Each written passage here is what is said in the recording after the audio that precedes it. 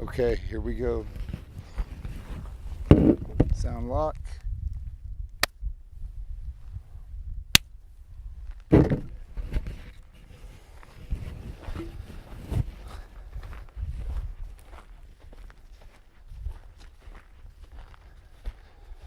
All right. So it's easier for me to stand up than it is to sit down right now because I can stand up. So here we go for part two. So I just got the text a while ago, email, telling me the dates so that I could relay them here. Let me go through this real quick. The dates are, I went to the local hospital on April the 13th of 2016, and I was transferred to Houston Hospital around midnight on the 14th. I was discharged on April the 16th. Now, what's important to know about that is this whole thing came on like that. I mean, it was instant. I felt a little shaky. I had taken Andy to work that morning, dropped him off, was headed back to the house. Felt different than I normally feel. And I was in, and from what I remember, I was helping my mom with something, and I started getting a little confused. And I started feeling shaky, but I didn't want to tell anyone. And she asked me to go out and let's go check these tomatoes out in the greenhouse. All right, that sounds great, you know. If you know me, you know I love gardening, so that was just something's right up my alley. We headed out. As I made my way out, from what I remember, as I went down the stairs, started noticing that I think it was 4 or 5 stairs. By the bottom one, it was almost impossible to try and figure out how to make the next step. I started noticing my feet and hands and my neck were almost like they wanted to lock, like pop and lock almost. And I couldn't talk. I started knowing that what I wanted to say, but physically nothing was coming out. And I wasn't even able to convey that I needed to go to the hospital, really. They knew. They saw it, and at first I don't even think I wanted to go because I couldn't figure out what was going on. I didn't think it was that bad.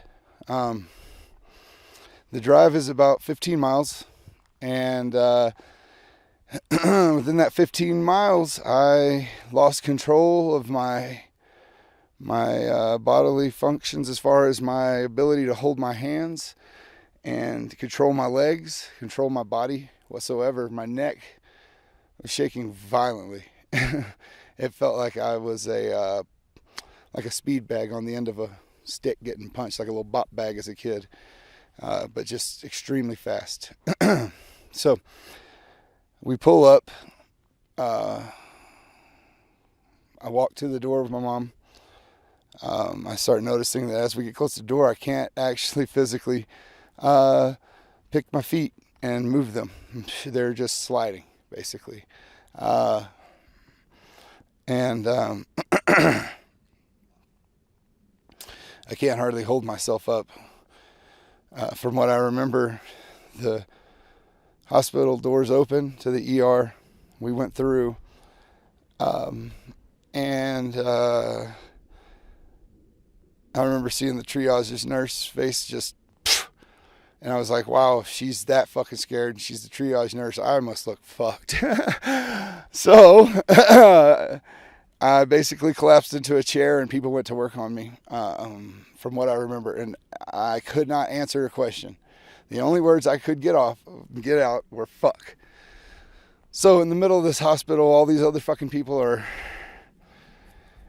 really sick off. I don't think I'm bad off. I just think I'm having this shaking episode, nothing to really worry about. It's just, it should go away, and it progressively gets worse. And I knew it was serious whenever they threw me into a CAT scan right away.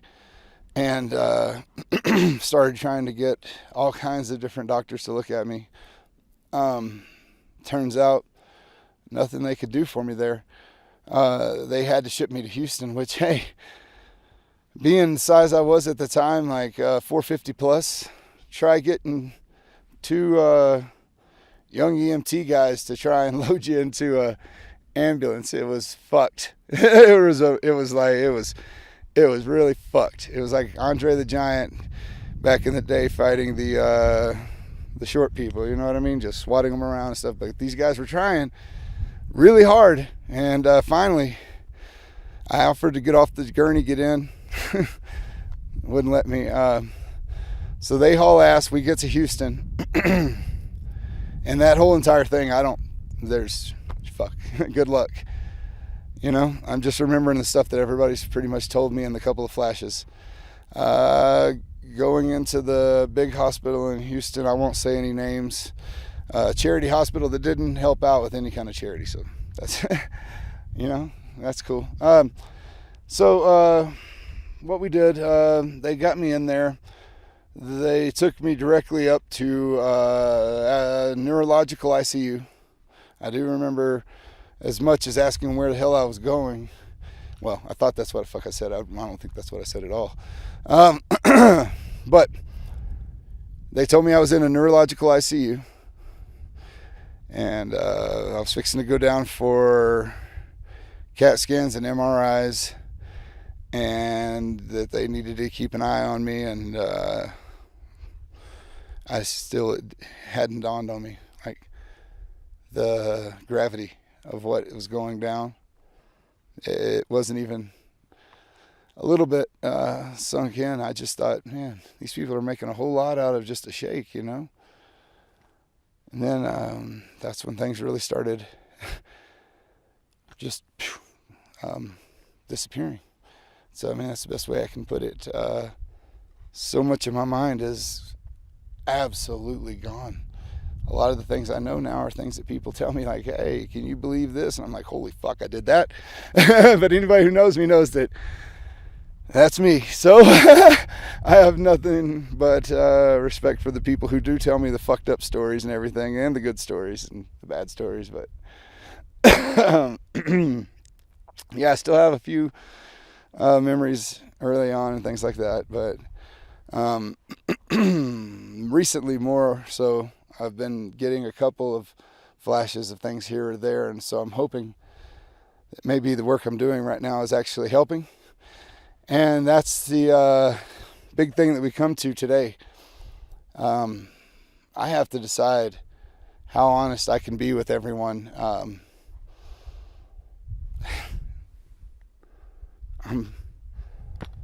want to be completely honest. Fuck.